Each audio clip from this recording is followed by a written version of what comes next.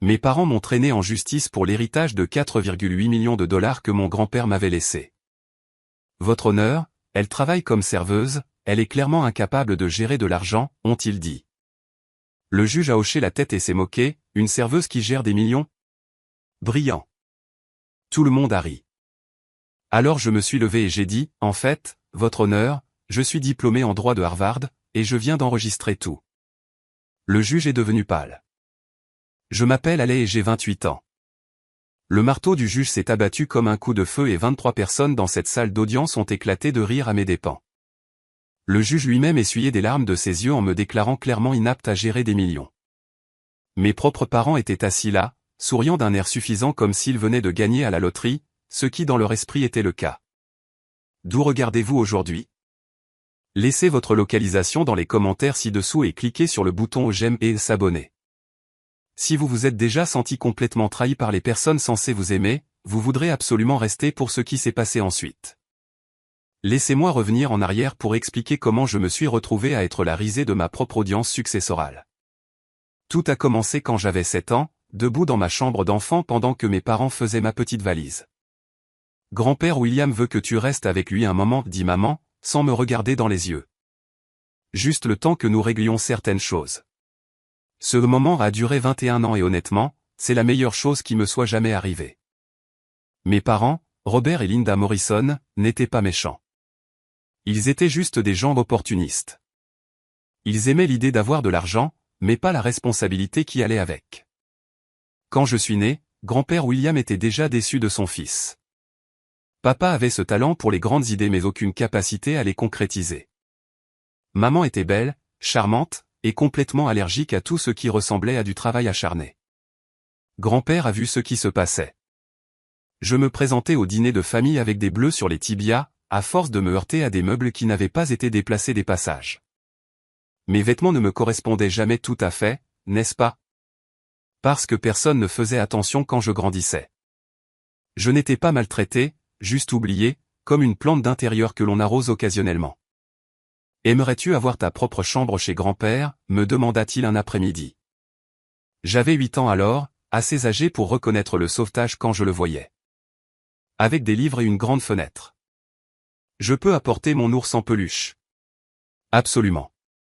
Cette conversation a tout changé. En quelques mois, je vivais légalement avec grand-père William. Mes parents venaient pour les fêtes et les anniversaires, jouaient les parents dévoués pour les photos, puis disparaissaient pour retrouver leur vie sociale.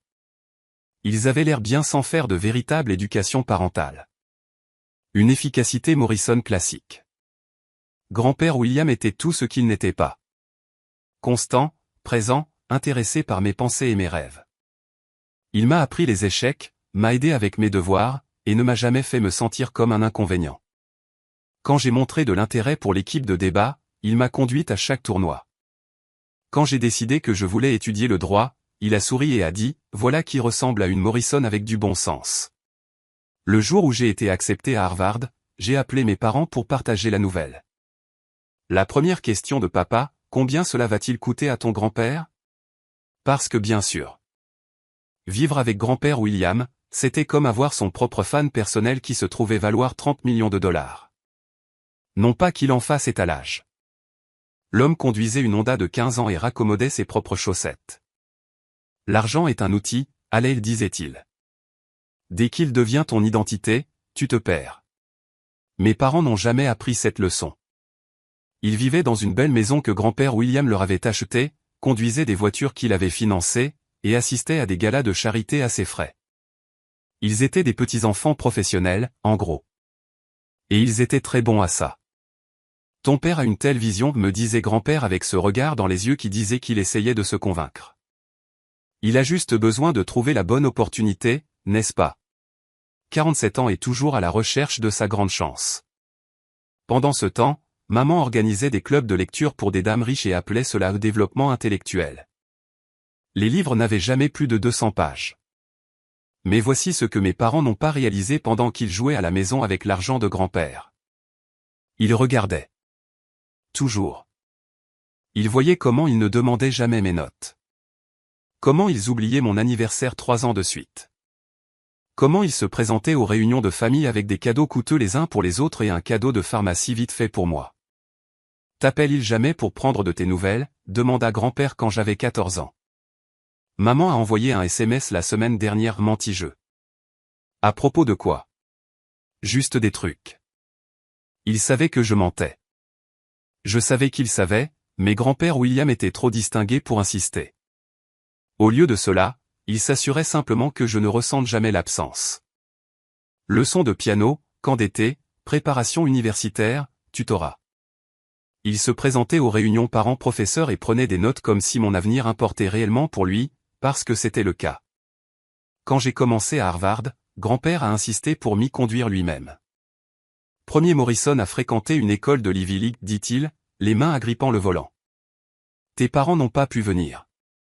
Papa a une réunion d'affaires. Maman a son club de lecture le jour de l'emménagement. J'ai haussé les épaules comme si cela n'avait pas d'importance. Ce sont des gens occupés. Nous sommes tous occupés, ma chérie. C'est une question de priorité. Ce trajet jusqu'à Cambridge, c'est à ce moment-là qu'il a mentionné le testament pour la première fois. Je pensais à l'héritage ces derniers temps, dit-il avec désinvolture. Qu'est-ce qui compte vraiment quand on n'est plus là? Grand-père, tu ne vas nulle part avant des décennies. Peut-être, mais quand je partirai, je veux m'assurer de laisser les choses entre de bonnes mains. Des mains responsables. Je pensais qu'il parlait de papa, ce que je savais. À Harvard, je me suis plongé dans l'étude du droit constitutionnel, du contentieux des sociétés, de la finance internationale. Grand-père venait chaque semestre, s'asseyant au fond de mes concours de plaidoirie avec ce sourire fier qui rendait toutes les sessions d'études nocturnes dignes d'être vécues. Mes parents, ils sont venus à la remise des diplômes, sont arrivés 15 minutes en retard, sont partis pendant la réception. Maman s'est plainte tout le temps des chaises inconfortables et de la longueur de la cérémonie. Papa a passé la majeure partie de son temps au téléphone, planifiant probablement sa prochaine grande opportunité d'investissement. Harvard Law, dit grand-père ce soir-là au dîner. Dans les 10% supérieurs de ta promotion. Je ne pourrais pas être plus fier. Mes parents acquiescèrent poliment. Comme si j'avais annoncé que j'avais appris à faire du pain grillé. Cela aurait dû être mon premier indice de ce qui allait arriver. Grand-père William est décédé un mardi de mars. Paisiblement dans son sommeil, sans drame, sans bousculade de dernière minute pour des conversations au chevet du lit. Juste paisible, ce qui d'une certaine manière a rendu les choses pires. J'avais 26 ans, 2 ans après Harvard, et je travaillais dans un petit cabinet à Boston. L'appel est venu de sa gouvernante à 6h30 du matin. Mademoiselle Allais, je pense que vous devriez rentrer. J'ai roulé les 4 heures jusqu'à sa maison dans le Connecticut dans un état second. Mes parents étaient déjà là, se déplaçant dans son bureau avec une efficacité concentrée qui me donnait la nausée. Il ne pleurait pas. Il faisait l'inventaire. Oh, ma chérie, dit maman, m'enveloppant dans une étreinte superficielle. Il va terriblement nous manquer à tous.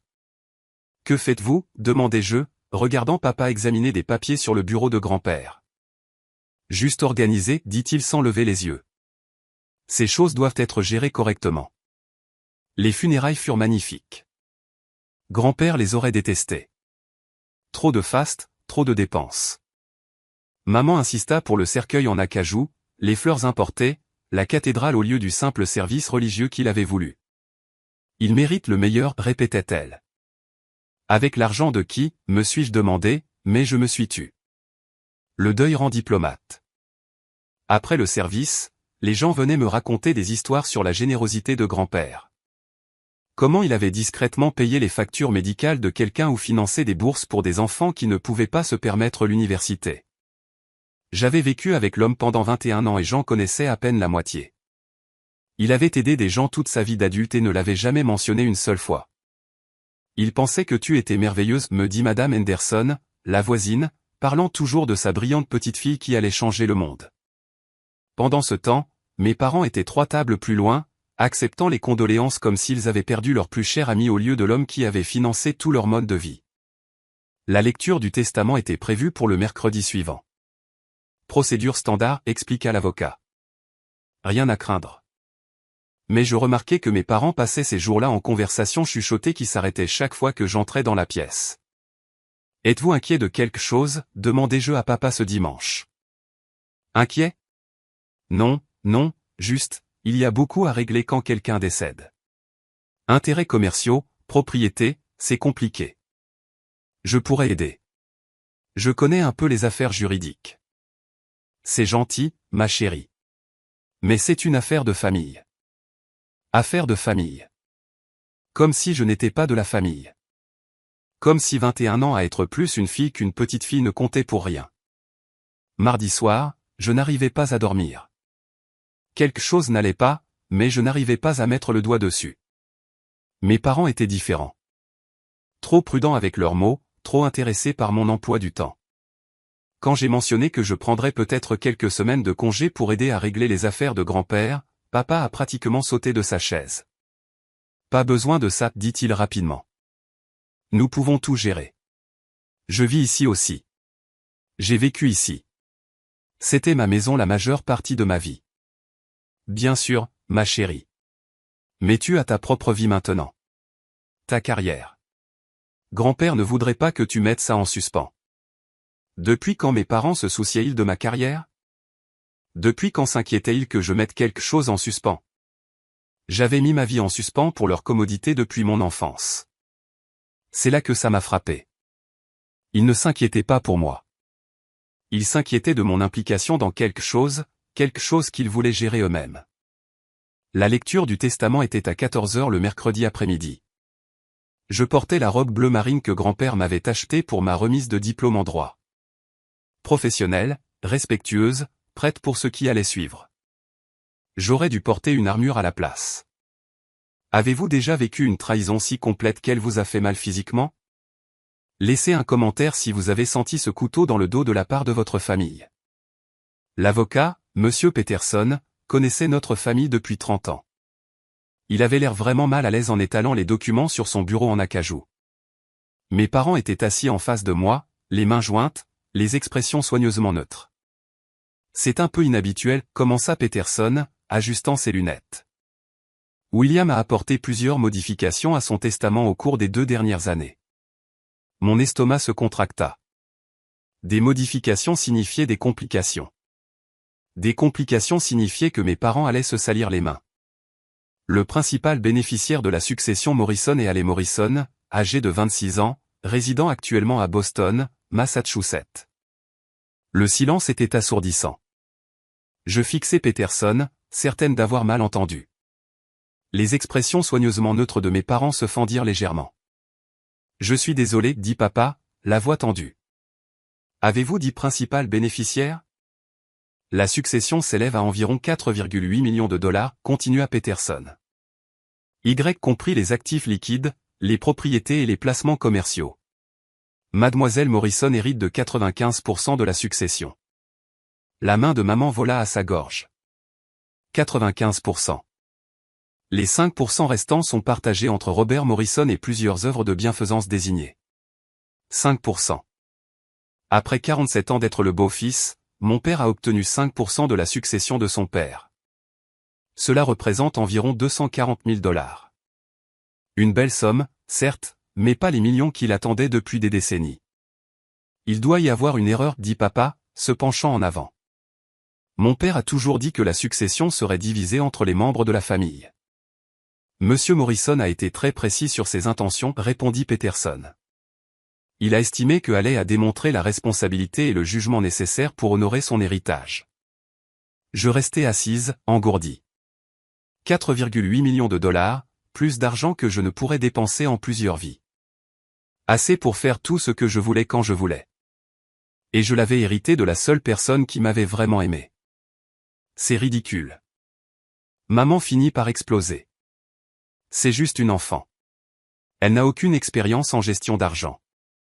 Elle a 26 ans et un diplôme en droit de Harvard, dit Peterson avec douceur. Un diplôme ne signifie pas qu'elle comprend les affaires, ajouta papa, mon père a bâti cette richesse sur des décennies. Cela demande de l'expérience, de la sagesse, deux qualités que votre père estimait que Haley possédait. La réunion continua pendant 1 heure, mais je l'entendais à peine. Le choc de mes parents s'était cristallisé en colère, puis en détermination. Je pouvais presque voir les rouages tourner dans leur tête. Des contestations juridiques, des audiences de compétences, tout ce qu'il fallait pour mettre la main sur l'argent de grand-père. Bien sûr, le testament est soumis à l'homologation, mentionna Peterson alors que nous nous préparions à partir. Procédure standard. Le tribunal devra valider le document avant que les actifs puissent être transférés. Bingo. Mes parents échangèrent un regard qui disait qu'ils avaient trouvé leur ouverture. Combien de temps l'homologation prend-elle habituellement, demanda maman gentiment. De 6 mois à 1 an, selon les complications. Ils planifiaient déjà des complications. Ce soir-là, mes parents m'invitèrent à dîner au country club. Leur régal, dirent-ils. Il était temps de tout discuter en famille.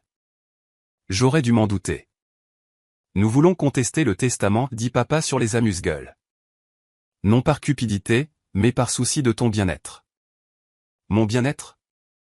Chérie, tu as 26 ans, dit maman. Tu n'as jamais géré rien de plus grand qu'un compte courant. Ce genre d'argent, ça change les gens. Ça attire le mauvais genre d'attention. Que suggérez-vous? Une fiducie, dit papa. Avec des fiduciaires expérimentés, maman et moi. Nous gérerions la succession jusqu'à ce que tu sois plus âgé. Plus préparé. Je posai ma fourchette avec précaution. Préparé à quoi exactement? À gérer cette responsabilité. Grand-père William avait de bonnes intentions, mais il ne pensait pas clairement à la fin.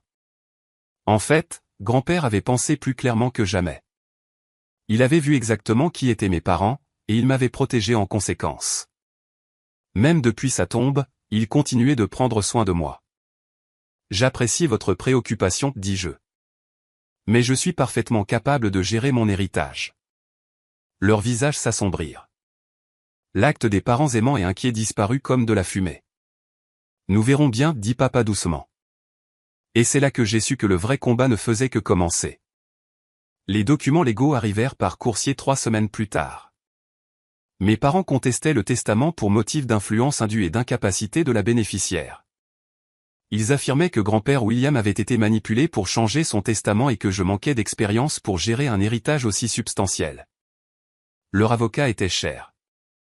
Le genre de cher qui signifiait qu'il dépensait déjà de l'argent qu'il s'attendait à gagner. C'est une procédure standard. Mon propre avocat expliqua lors de notre première réunion. Les litiges familiaux sur les héritages arrivent tout le temps. Mais le testament était clair. Grand-père était mentalement compétent lorsqu'il a pris ses décisions. Vos parents soutiennent le contraire. Ils ont soumis des preuves suggérant qu'il a été indûment influencé par quelqu'un ayant un intérêt financier dans le résultat. Quelqu'un, cela veut dire moi. Quelqu'un, cela veut dire vous. L'ironie était suffocante. Mes parents, qui avaient vécu de la générosité de grand-père pendant des décennies tout en ne contribuant rien de significatif à sa vie, m'accusaient de manipulation. Moi, qui avais été trop fier pour lui demander de l'argent pour l'essence pendant mes études. Mais voici où les choses sont devenues intéressantes. Pendant la procédure d'homologation, tous les actifs de la succession sont gelés. Cela signifiait que mon héritage était bloqué dans les limbes juridiques, mais cela signifiait aussi que mes parents ne pouvaient pas y toucher non plus. Malheureusement, cela signifiait aussi que je ne pouvais pas accéder à mon propre compte d'épargne, qui avait été mystérieusement signalé comme potentiellement lié aux actifs de la succession. Comment mon compte personnel est-il lié à quoi que ce soit, demandai-je à Peterson. Votre grand-père a fait des dépôts occasionnels au fil des ans, des cadeaux, des paiements de scolarité. Le tribunal veut s'assurer qu'il n'y a pas de mélange d'actifs. Super. Ainsi, pendant que mes parents continuaient à vivre dans leur maison payée avec leur voiture payée, je me suis retrouvé soudainement sans un sou. Vraiment sans un sou. Genre, à manger des ramen pour le dîner sans un sou. C'est à ce moment-là que mon amie d'université, Sarah, a appelé avec une proposition. Elle ouvrait un petit café près du campus et avait besoin d'aide pour le lancer. Juste temporaire, dit-elle. Quelques quarts de travail ici et là jusqu'à ce qu'elle puisse embaucher du personnel permanent. Je ne peux pas payer beaucoup, prévint-elle. Pour l'instant, je débarrasserai les tables pour de la nourriture gratuite, lui dis-je. Et c'est exactement ce que j'ai fait. Le café de Sarah était minuscule, peut-être 12 tables, spécialisées dans le café et les repas légers pour les étudiants. Je travaillais le soir 3 fois par semaine, servant des sandwichs et débarrassant les tables. Ce n'était pas glamour, mais c'était un travail honnête qui payait suffisamment pour garder mon studio. Le travail était en fait thérapeutique. Après des mois passés à me noyer dans les documents juridiques et les dépositions, il y avait quelque chose de satisfaisant dans la simplicité de prendre des commandes et d'essuyer les tables. Pas de dynamique familiale compliquée. Pas de motifs cachés, juste du café, des conversations et des pourboires décents des étudiants. Vous semblez différente de la plupart des diplômés en droit, remarqua un client régulier. Comment ça? Moins coincé, plus réel. Si seulement il savait. Je travaillais au café depuis environ 6 semaines quand cela s'est produit. Je réapprovisionnais le poste à café quand j'ai remarqué un couple familier à la table 4. Pas des clients que je reconnaissais, mais des visages familiers d'ailleurs. Des amis de la famille de mes parents, les Henderson, qui avaient été aux funérailles de grand-père. Ils me regardaient avec des expressions de choc et ce qui ressemblait étrangement à de la pitié. Madame Henderson s'est approchée du comptoir quand j'ai apporté leur addition. « Allez ma chère, est-ce vraiment toi? » « Bonjour, Madame Henderson. Comment allez-vous? » « Je vais bien, je suis surprise de vous voir ici. » Ses yeux ont balayé mon tablier de café et les taches de café sur ma chemise. « Vous travaillez ici? » « Juste pour aider une amie, dis-je avec désinvolture. »« Oh, comme c'est gentil. » Mais son expression disait que ce n'était pas gentil du tout. Elle disait qu'elle planifiait déjà l'appel téléphonique qu'elle ferait dès qu'elle serait rentrée chez elle. 2 jours plus tard, mon téléphone a sonné. Le numéro de maman. « Allez, ma chérie, il faut qu'on parle. » L'embuscade est venue déguisée en dîner du dimanche. Mes parents m'ont invité chez eux, affirmant qu'ils voulaient discuter d'une résolution pacifique de la contestation du testament. Ce qu'ils voulaient vraiment, c'était présenter leur preuve que j'étais inapte à hériter des millions. Nous avons entendu dire que tu travailles comme serveuse, dit maman sur le rôti de bœuf que j'étais presque survenu d'un restaurant. J'aide une amie avec son café, servant du café, précisa papa. Débarrasser les tables, un travail honnête. Bien sûr, ma chère, mais cela soulève des questions sur ton jugement, sur ta capacité à gérer des actifs importants. Je posai ma fourchette. Quelle question? Eh bien, maman échangea un regard avec papa. Si tu avais un bon sens des affaires, ne profiterais-tu pas de ce temps de manière plus productive? Faire du réseautage, peut-être? Établir des relations professionnelles. Au lieu de profiter des largesses de la succession de votre grand-père pendant des décennies, vous voulez dire? La température dans la pièce a chuté d'environ 20 degrés. Nous n'avons jamais profité de largesse, dit papa d'un ton sec. Votre grand-père était généreux avec la famille. C'est différent. Est-ce le cas? Parce que de là où je suis, il semble que vous ayez vécu de son argent toute ma vie. Ça suffit. Maman a claqué. Cette attitude est exactement ce dont nous parlons. Ce ressentiment, cette hostilité envers la famille. Ce n'est pas sain. Ce qui n'est pas sain, ce sont 2 adultes qui poursuivent leur fille en justice parce qu'ils ne peuvent pas accepter que papa les ait enfin vus tels qu'ils sont vraiment. Le masque est tombé complètement alors. Plus de parents inquiets. Plus de dynamiques familiales aimantes. Juste une pure cupidité calculatrice. Tu ne mérites pas cet argent, dit papa tranquillement. Tu ne l'as pas bâti. Tu ne l'as pas gagné. Tu t'es juste trouvé au bon endroit au bon moment. Et vous l'avez mérité en étant une déception professionnelle pendant 47 ans. Nous verrons ce que le tribunal pense de ton aptitude en tant qu'héritière, dit maman, se levant brusquement. Surtout quand ils verront comment tu vis actuellement. Vous voulez dire me soutenir honnêtement par un travail réel au lieu de vivre de l'argent de la famille. Nous voulons dire comme quelqu'un qui ne peut clairement pas gérer ses propres finances, et encore moins des millions de dollars. Ils avaient des photos.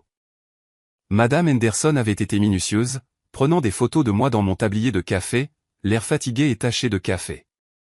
Preuve parfaite de ma détresse financière et de mon mauvais jugement. Le tribunal verra cela, dit papa, faisant glisser les photos imprimées sur la table. Ainsi que le témoignage de témoins de moralité concernant ton déclin récent. J'ai regardé les images. Elles montraient exactement ce que j'étais, une jeune femme travaillant honnêtement pour payer ses factures, mais à travers la lentille de mes parents, j'avais l'air de quelqu'un qui ne savait pas gérer l'argent. Quelqu'un qui avait gâché des opportunités et s'était retrouvé à servir des tables. Vous savez quoi, dis-je, me levant. Vous avez absolument raison sur une chose. Je ne suis pas la fille que vous avez élevée. Qu'est-ce que ça veut dire? La fille que vous avez élevée aurait déjà remis l'argent. Elle se serait excusée que grand-père l'ait aimé plus qu'il ne vous aimait. Elle aurait fait de votre cupidité son problème à résoudre. Je me suis dirigé vers la porte, laissant les photos éparpillées sur leur table de salle à manger. Mais voici ce que vous ne comprenez pas à propos de la petite fille que grand-père William a élevée. Elle n'abandonne pas, et elle ne cède certainement pas aux intimidateurs.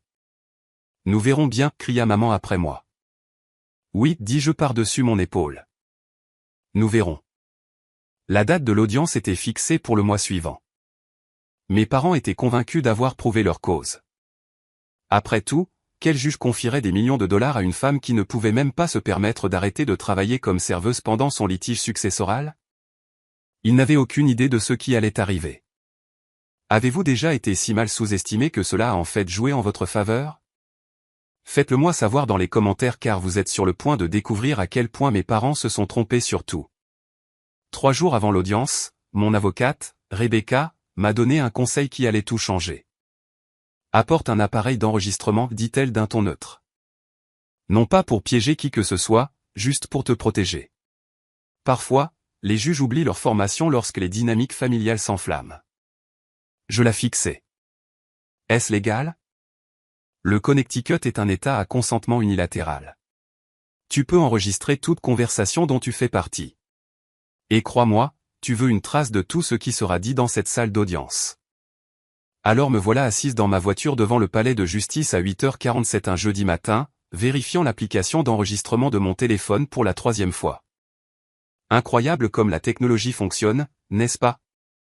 Il y a 20 ans, il fallait du matériel pour surprendre les gens en flagrant délit d'horreur. Maintenant, il suffit de l'appareil que tout le monde porte dans sa poche. Mes parents étaient arrivés 15 minutes plus tôt dans la BMW de papa, celle que grand-père avait co-signée, juste le temps que Robert se remette sur pied. C'était il y a 8 ans. Certains pieds mettent plus de temps à trouver leur équilibre. Apparemment, ils avaient amené des renforts. Tante Patricia, l'oncle Jim, même mon cousin Marcus, que je n'avais pas vu depuis le lycée. Rien ne dit nous nous soucions de la famille comme le fait d'assembler un public de salle d'audience pour vous regarder détruire l'avenir de votre fille. Rebecca me rejoignit sur les marches du palais de justice, l'air d'une avocate compétente dans son tailleur bleu marine et ses talons raisonnables. Comment te sens-tu? Comme si j'étais sur le point de regarder mes parents essayer de voler 4 millions de dollars tout en prétendant que c'est pour mon bien. Es-tu prête pour ça? Je tapotai le téléphone dans la poche de ma veste. Plus prête qu'il ne le pense. Le palais de justice était l'un de ces imposants bâtiments en pierre conçus pour faire sentir les gens ordinaires petits. Sol en marbre, boiserie en chêne, portrait de juge décédé nous regardant depuis les murs. Très intimidant, très officiel. Très exactement le genre d'endroit où une jeune femme en costume bon marché pourrait se sentir dépassée. Heureusement, je n'étais pas n'importe quelle jeune femme. L'avocat de mes parents était un homme nommé Harrison Blackwell, la soixantaine avec des cheveux argentés et un costume qui coûtait probablement plus cher que la plupart des voitures. Il avait ce genre d'arrogance particulière qui vient de décennies à gagner des affaires par l'intimidation plutôt que par une véritable compétence juridique. Mademoiselle Morrison, dit-il, s'approchant de notre table avec un sourire condescendant. J'espère que nous pourrons maintenir la courtoisie des débats d'aujourd'hui. Oh, je suis toujours courtoise, monsieur Blackwell. Parfois, de manière agressive. Son sourire vacilla légèrement, mais il se reprit rapidement. Vos parents espèrent éviter une longue bataille juridique. Peut-être pouvons-nous parvenir à un règlement amiable. Vous voulez dire que je vais peut-être me coucher et les laisser prendre l'argent de grand-père? Je veux dire, peut-être pouvons-nous trouver une solution qui convienne à tout le monde. Je le regardais, vers mes parents qui étaient assis, chuchotant avec insistance avec leur système de soutien familial réuni. Monsieur Blackwell, la solution qui convient à tout le monde est celle que grand-père William a déjà choisie. Cela s'appelle son testament. Nous verrons ce que la Cour en pense. Oh, nous le ferions certainement. À 9h30 précise, l'huissier a appelé notre affaire. Morrison contre Morrison. Affaire de succession 2024 PR 1847. C'est parti, pensais-je, démarrant discrètement l'application d'enregistrement en me levant. Il est temps de découvrir jusqu'où mes parents étaient prêts à aller. Alerte spoiler, plus bas que je ne l'imaginais. Le juge Harold Peton ressemblait exactement à ce que la distribution centrale aurait commandé pour une figure d'autorité intimidante. La soixantaine, barbe grise, le genre de voix profonde qui rendait les avocats nerveux. Il siégeait depuis 22 ans, ce qui signifiait qu'il avait vu toutes les disputes familiales imaginables. Ou du moins, c'est ce qu'il pensait. Ceci est une affaire de succession contestée, commença-t-il, ajustant ses lunettes de lecture. Les demandeurs, Robert et Linda Morrison, contestent le testament de William Morrison pour cause d'influence indue et d'incapacité de la bénéficiaire. Incapacité de la bénéficiaire. C'est du jargon juridique pour trop stupide pour gérer de l'argent. Charmant, n'est-ce pas? Blackwell se leva pour présenter leur affaire, étalant des photographies sur la table des preuves comme s'il révélait des secrets d'État. Votre honneur, ces images montrent le mode de vie actuel de la bénéficiaire proposée. Comme vous pouvez le voir, Mademoiselle Morrison a travaillé dans la restauration, plus précisément comme serveuse pendant la période de probation. Les photos étaient en fait de très bonne qualité. Madame Henderson avait manqué sa vocation de photographe de surveillance. Me voilà, l'air fatigué et taché de café, luttant clairement pour joindre les deux bouts. Les demandeurs soutiennent, continua Blackwell, que cela démontre un manque fondamental de responsabilité financière. Quelqu'un capable de gérer un héritage de 4,8 millions de dollars ne se retrouverait pas dans de telles circonstances. J'ai dû me mordre la lèvre pour ne pas rire. La logique était spectaculaire. Parce que j'étais trop fier pour vivre de l'argent familial en me battant pour mon héritage, j'étais donc trop irresponsable pour mériter l'héritage. C'est comme dire que quelqu'un ne sait pas nager parce qu'il refuse de sauter dans une piscine en portant des bottes en béton. De plus, ajouta Blackwell, Mademoiselle Morrison n'a aucune expérience en gestion d'entreprise, en stratégie d'investissement ou en planification successorale. C'est une jeune diplômée avec une expérience minimale du monde réel. Mes parents acquiescèrent solennellement, jouant parfaitement leur rôle. Des membres de la famille inquiets, contraints à contre-cœur de protéger une fille bien-aimée de son propre manque de jugement. Les demandeurs proposent une structure de fiducie gérée, conclut Blackwell. Avec des fiduciaires expérimentés supervisant les actifs jusqu'à ce que Mademoiselle Morrison démontre la maturité nécessaire pour une telle responsabilité. Les fiduciaires expérimentés étant mes parents, naturellement, les mêmes fiduciaires expérimentés qui n'avaient jamais occupé un véritable emploi entre eux. Le juge Peton examina les photographies avec intérêt. Ces images montrent Mademoiselle Morrison dans ce qui semble être un poste de service. Oui, votre honneur. Servant à table dans un café local. Et cela s'est produit pendant la période de mise à l'épreuve lorsque les actifs de la succession étaient gelés. C'est exact. Le juge fronça les sourcils pensivement. Donc Mademoiselle Morrison subvenait à ses besoins par un emploi honnête plutôt que. Quelle aurait été l'alternative? Blackwell hésita légèrement.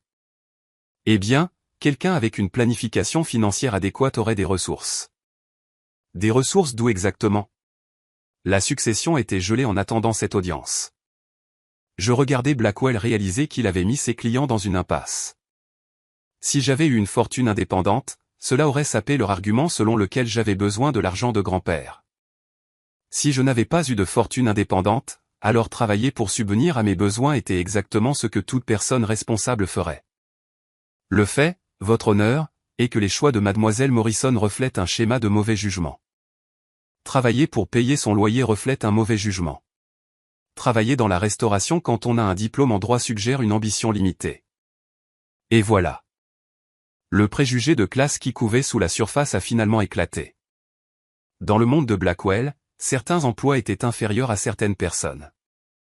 Le travail manuel était une preuve d'échec moral plutôt qu'une éthique de travail honnête. Je sentais mon téléphone enregistrer chaque mot, capturant l'élitisme décontracté qui sonnerait très différemment une fois réécouté. L'expression du juge Peton était illisible. Je vois. Et qu'est-ce que les demandeurs proposent comme preuve de leur propre aptitude à gérer ces actifs? Des décennies d'expérience de vie, votre honneur. Un jugement mature. Robert Morrison a été impliqué dans diverses entreprises. Des entreprises prospères. Une autre hésitation. Les affaires impliquent des risques, votre honneur. Parfois, les entreprises ne tiennent pas leurs promesses initiales. Ce qui signifie qu'elles ont échoué. Ce qui signifie qu'elles ont fourni des expériences d'apprentissage précieuses. Si la gymnastique mentale était un sport olympique, Blackwell aurait remporté une médaille d'or. 47 ans d'échecs financiers étaient devenus des expériences d'apprentissage précieuses. Cela devenait intéressant. Que pensez-vous qu'il va se passer ensuite? Laissez vos prédictions dans les commentaires car c'est là que tout a changé. Le juge Peton se pencha en arrière sur sa chaise, examinant les preuves devant lui. Les photographies, les relevés financiers, les témoignages de moralité que mes parents avaient rassemblés. Tout était conçu pour me dépeindre comme une enfant incompétente qui était tombée sur une richesse qu'elle ne pouvait pas gérer. Mademoiselle Morrison, dit-il, vous avez été remarquablement silencieuse pendant ces débats. Je me levai lentement. J'écoutais, votre honneur. Et quelle est votre réponse à ces allégations concernant votre aptitude en tant que bénéficiaire?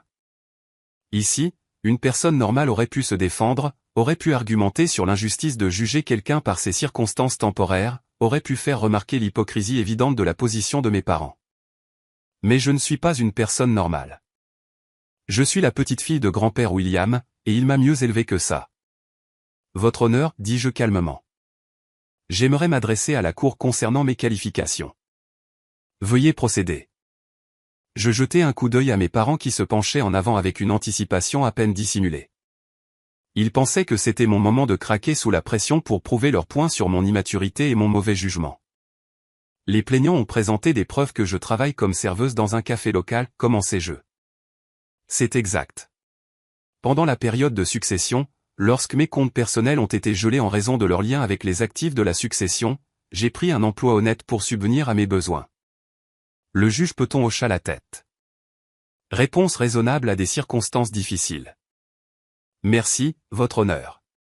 Les plaignants ont également soutenu que je manquais de l'expérience et de l'éducation nécessaires pour gérer des actifs importants. Et votre réponse? Je pris une inspiration, sentant le poids du moment. Tout ce que grand-père William avait investi en moi, chaque leçon qu'il m'avait apprise sur la dignité et la persévérance se résumait à cela. Votre honneur, mes parents semblent croire que travailler comme serveuse me disqualifie de la gestion de l'argent. Je fis une pause, les regardant directement, mais ils ont oublié de mentionner ce que je fais quand je ne sers pas de café. Le front de ma mère se fronça légèrement. Quelque chose dans mon ton lui semblait différent de ce qu'elle avait attendu. Je suis curieux d'en savoir plus, dit le juge Peton. Et c'est là que j'ai prononcé la phrase qui allait hanter mes parents pour le reste de leur vie.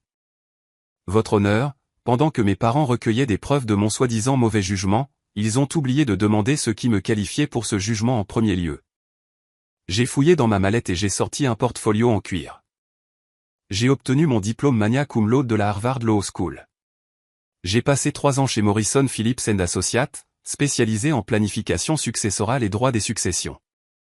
Je travaille actuellement comme serveuse non pas parce que je ne peux rien faire d'autre, mais parce que je refuse de compromettre mon intégrité en me battant pour ce que mon grand-père m'a laissé. Le silence dans la salle d'audience était assourdissant. De plus, continuai-je, mes parents affirment que je suis incapable de gérer 4,8 millions de dollars, mais eux-mêmes n'ont jamais réussi à gérer quoi que ce soit, sauf à vivre de la générosité de mon grand-père pendant des décennies.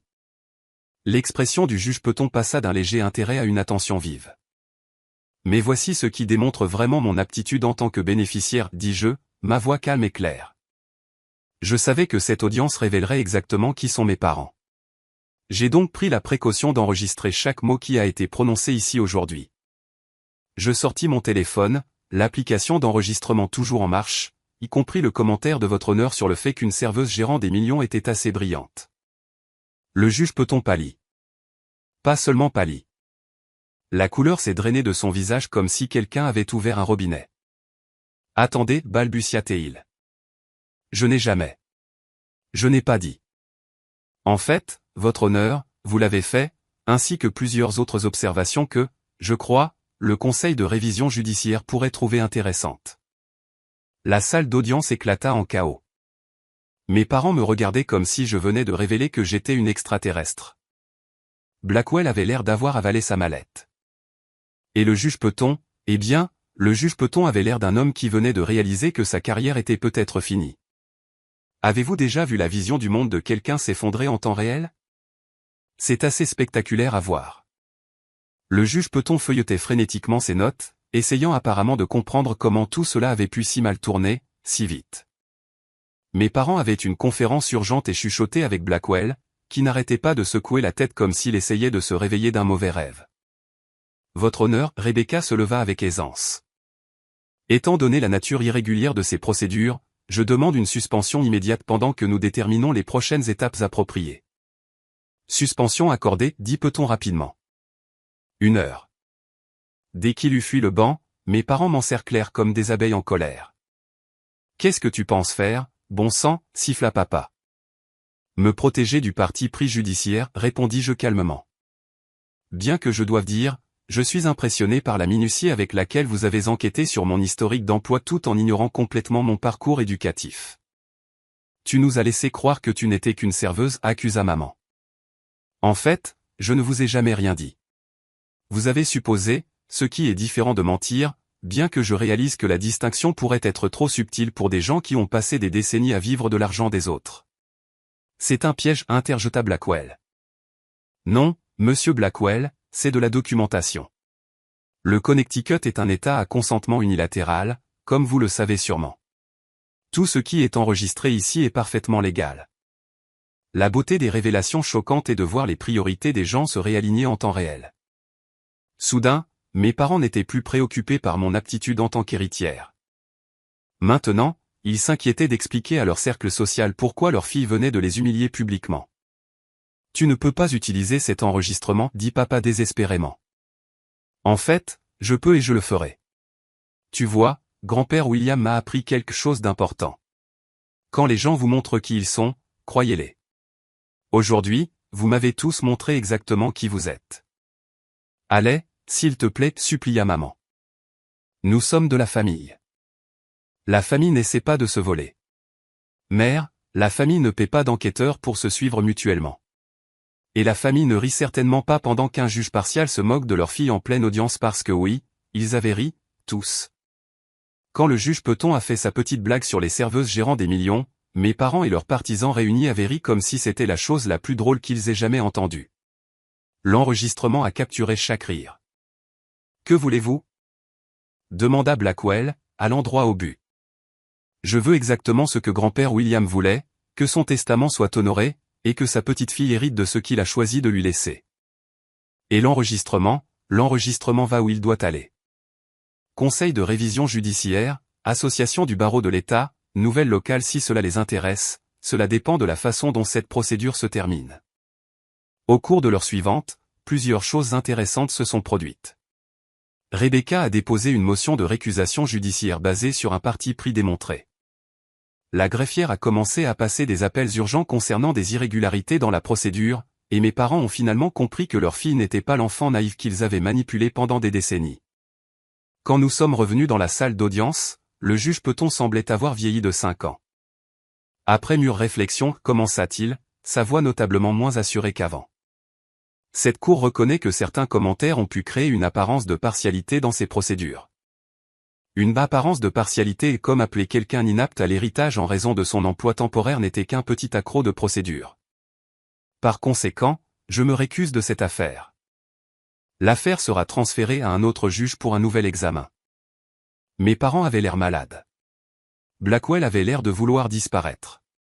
Et moi, j'avais l'air d'exactement ce que j'étais. La petite fille de grand-père William, qui avait appris des meilleurs comment gérer les brutes avec grâce et une efficacité dévastatrice. Votre honneur, dit Rebecca, compte tenu des circonstances, nous déposerons également des plaintes auprès des organismes de surveillance appropriés concernant les débats d'aujourd'hui. C'est votre droit, bien sûr. Alors que nous sortions de la salle d'audience, je surpris mes parents en train de me regarder avec des expressions que je n'avais jamais vues auparavant. Ni colère, ni déception, quelque chose de plus proche de la peur. Ils venaient de réaliser qu'ils jouaient aux échecs avec quelqu'un qu'ils pensaient jouer aux dames. Fin de partie. Partie. 3 jours plus tard, l'enregistrement était partout. Non pas parce que je l'avais divulgué. Je ne suis pas si vindicative, mais apparemment quelqu'un au greffe du tribunal a trouvé le comportement du juge Peton si épouvantable qu'il a veillé à ce que la communauté juridique locale en entende parler.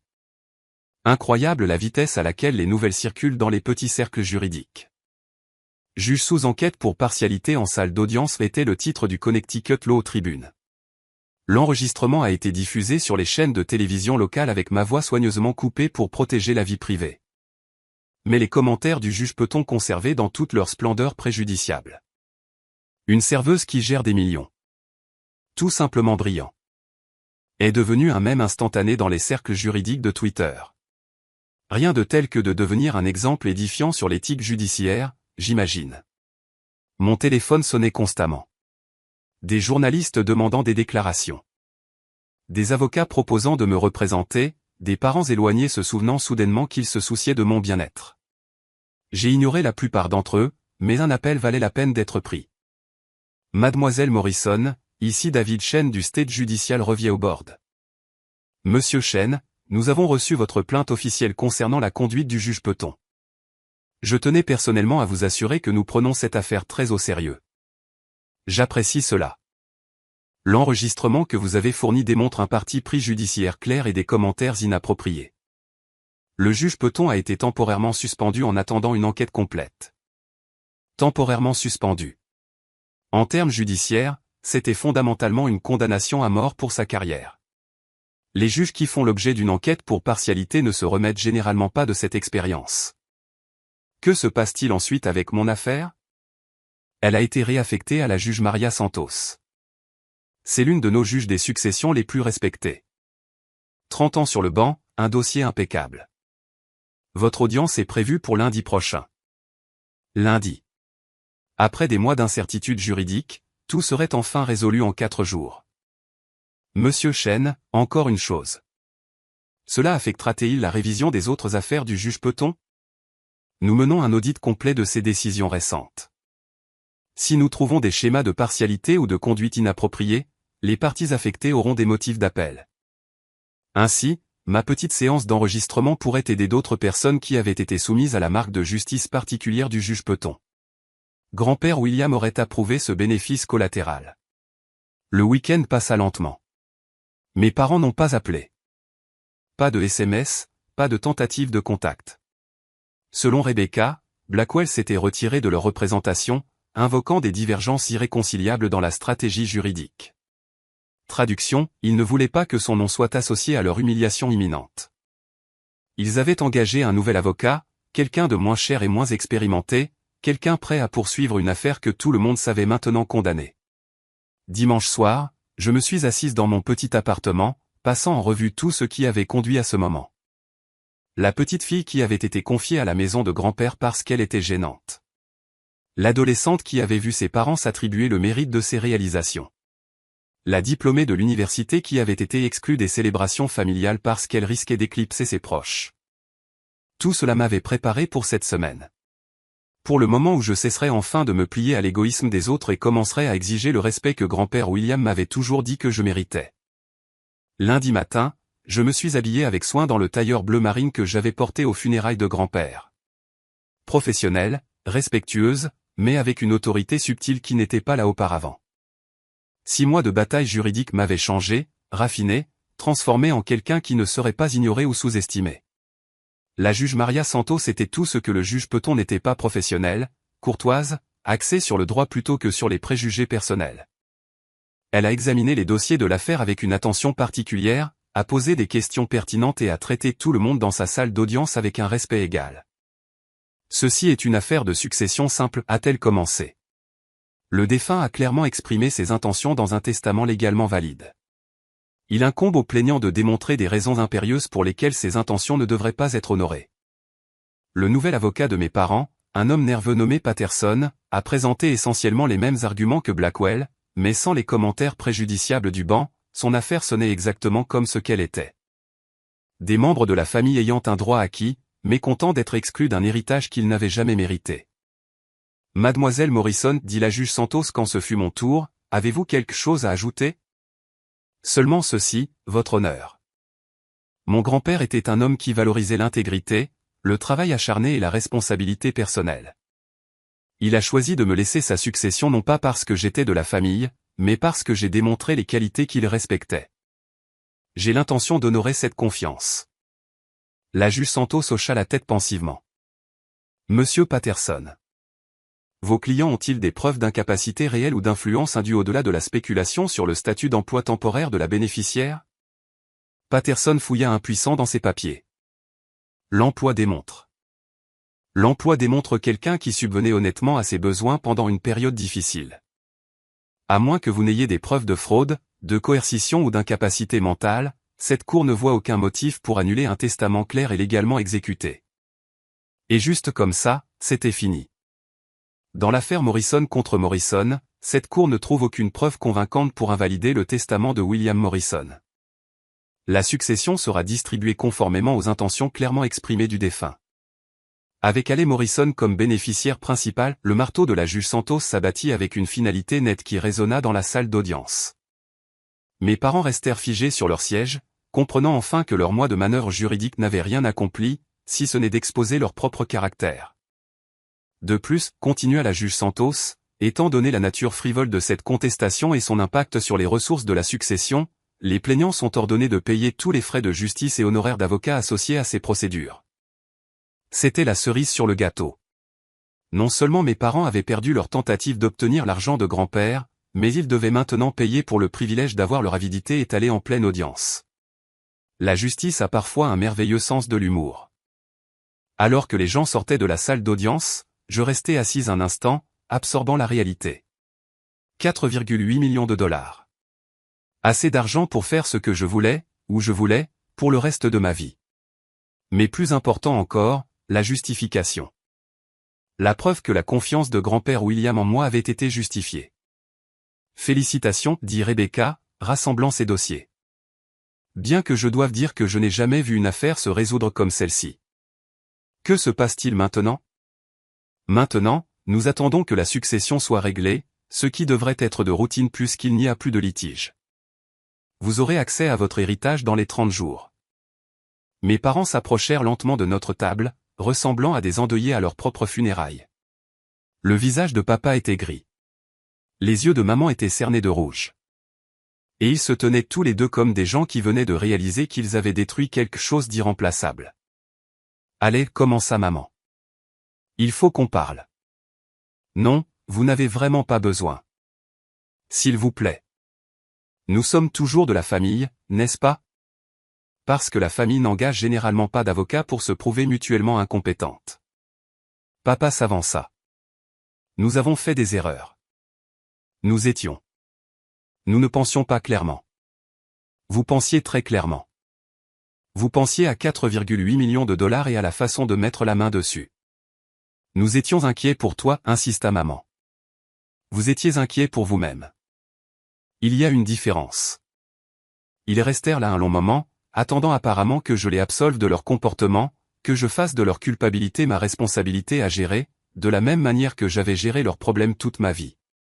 Mais la petite fille de grand-père William ne fait plus ça. J'espère que cela en valait la peine, dis-je finalement.